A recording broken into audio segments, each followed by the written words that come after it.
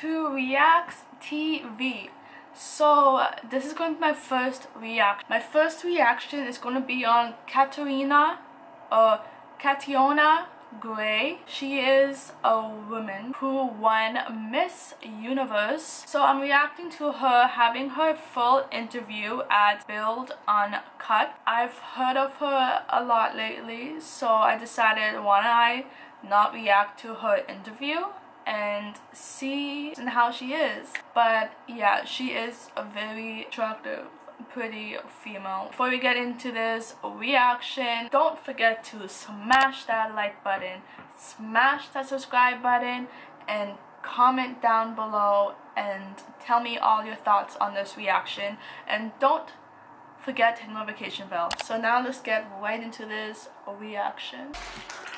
Catriona Gray was just 13 years old when her mom had a dream that she would become Miss Universe, walking along the stage in a red dress. And on December 16th, just days before her 25th birthday, the woman previously known as Miss Philippines did just that.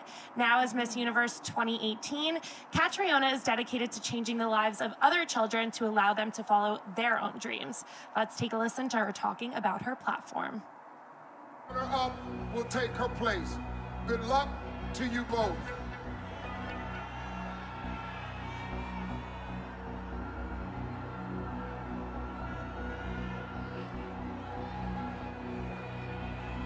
The new Miss Universe is Philippines. Wow.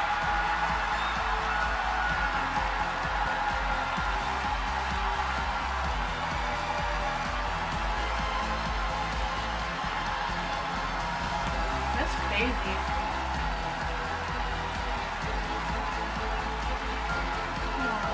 Take your first walk as Miss Universe.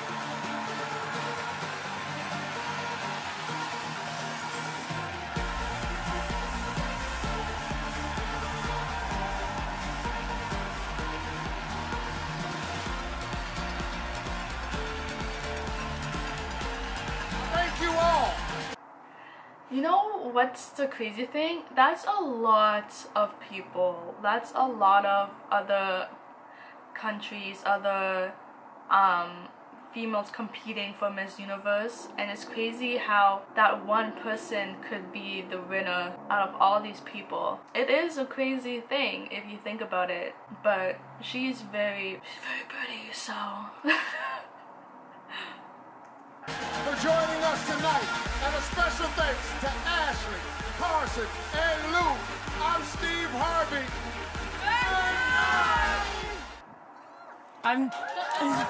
That's crazy. I'm sitting here like beaming watching that. I obviously was not the person who became Miss Universe 2018. And the one thing that I have to ask, I'm sure you hardly remember it, but I know Demi, who was the previous Miss Universe, was the one that crowned you, and I noticed that she whispered something in your ear. And every time I've watched this, I want to know what she said. Well, actually, she was like, it's a little bit loose, so be careful it doesn't fall off.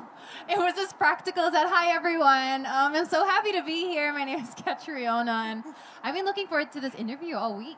Oh, I'm very excited. Yeah. Well, we have the crown right here, and I'm super excited about that, too, because it is beautiful, and I might just have to steal it. But I like that it was something as practical as that, because I thought it was going to be something, like, super inspiring, whatever, and that would have just gone through one ear and out the other at that point. So any advice I'm sure you could have gotten at that point was welcomed. Well, I think at that point, I was just, you know, I don't know if you guys have ever known this, or like when you get into that situation and your adrenaline's pumping and everything's just happening at 1,000,000 miles an hour, and I couldn't absorb anything. That whole night after the crown was placed on my head just felt like I was in a dream state. It didn't feel real yet, which you know, I know a lot of girls say this, but it's true. And then how do you even process something that would happen in a matter of seconds to be announced as Miss Universe? It really just takes so long to sink in. And I mean, it's not your first time being crowned and getting an incredible title. So even when you became Miss Philippines, how does that compare to now becoming Miss Universe? It's so different because competing for Miss Philippines, I really just feel like I'm a candidate. I'm not representing my country just yet. So when I do get the honor of knowing that I'll wear a Philippine sash, I really wanted to embody it in every aspect. So even as a Miss Philippines, in my wardrobe, I wanted to showcase the Filipino textiles, our fabrics, our silhouettes, and our symbolism. And I researched about our culture and our history. And, you know, there was so much more weight to it. It wasn't just, I'm candidate number this. I'm a Miss Philippines, and this sash is not just lettering, it's a country. So there was that weight, yeah. Definitely. And even hearing you talk about that, I can't even imagine then getting whisked away to New York of all places. So you were in Thailand representing the Philippines, and then you get taken to America, and it's just, it's so much, and I'm sure you kind of just lose track of who you are, what you're even doing in those moments. Now that you're settled here, is it crazy to think that you're representing the Philippines, but now you're living in the U.S.? No, definitely. There is that whole realization of, oh, wait, I'm not just speaking mainly to Filipinos anymore. I'm speaking to a global audience. You're speaking to everyone. Basically, you're speaking to the whole world. So. And with that comes an amazing platform, but also I really have to learn as I go along. Like, wow, what an amazing and huge responsibility I've been given. So I'm really just learning every step of the way. Actually, after I was crowned in Thailand, in Bangkok, I was able to go back home to the Philippines. So I hid all Christmas. Because we haven't done any media. We're going back for my homecoming, but so I was a hermit for Christmas and New Year, but, you know, everyone was just so excited. Everyone's spirits were so high. And, you know, just to think that I was able to bring that kind of joy to people that I've never met, to see the reaction videos and everything was just...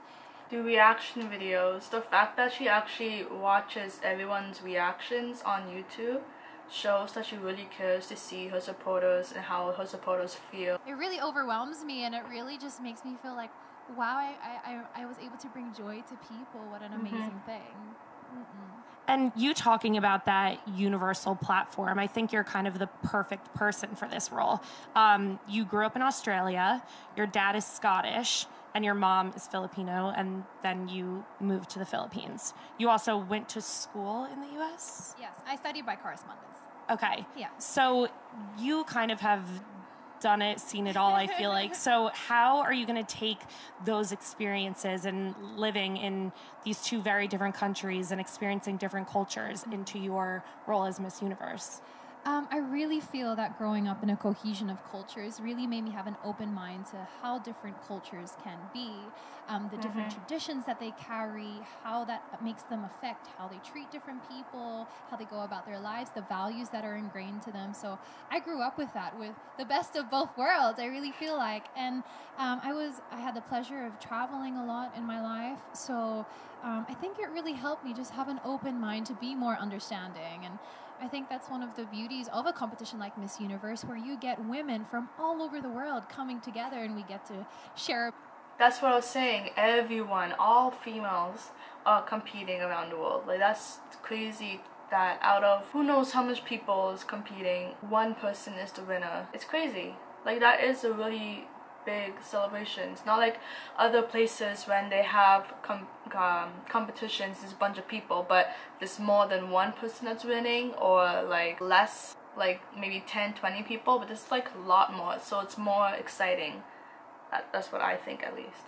Share about not only like our favorite places in our country, or to find out where we want to go, but also like how is it that we go about our daily lives? What are our values that were taught to us by our families? What was ingrained to us by our societies or our communities?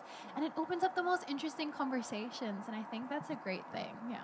Yeah, I even saw just doing some research and seeing what people were saying on Twitter. There were a ton of people from Australia that were like, wait, she's ours, which I thought was really funny. And also, like, was it weird at all to be competing against Miss Australia? No, because I really feel like a Miss Philippines. I feel like a Filipina, like a Filipina woman.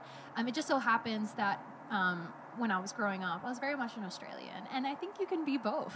I mean, because I did grow up with those two sides of the world, if you would. And I just thought it was funny that there was almost a war. Like, no, she's ours. She's practically a Miss Australia, but I am a Miss Philippines. But I can't blame them from being excited, from, you know, really feeling the high spirits of the season too. So I'll let them have that. Well, you've also competed. You were Little Miss Philippines. I was like, yeah, so you've rocked this title for a while.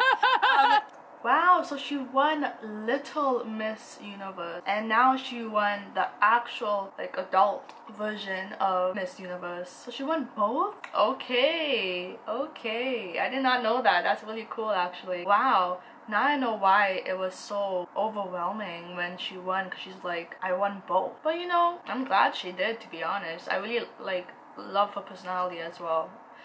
The way that she seems, talks, feels, and acts is very down. Can you tell us a little bit about those younger experiences? I think it's so funny because everyone always says, like, this can't be your first pageant. And I try to tell them, I'm really not a pageant girl. I never dreamed of being a beauty queen, which is true, but it's hard to justify when it's like, well, when you were 5, you were in Little Miss Philippines, right? Blame my mom for that. My mom and my dad are just the proudest parents, and I'm very blessed to have such supportive parents. And yeah, I was 5 years old. I did Little Miss Philippines. I don't remember much, but I know this reaction is going to be split into parts, part 1 and part 2. So yeah, I'll see you guys in the next video. Please hit that subscribe button, hit that like button, comment down below, and don't forget to hit the notification bell. And I'll see you guys in the next reaction video. Bye!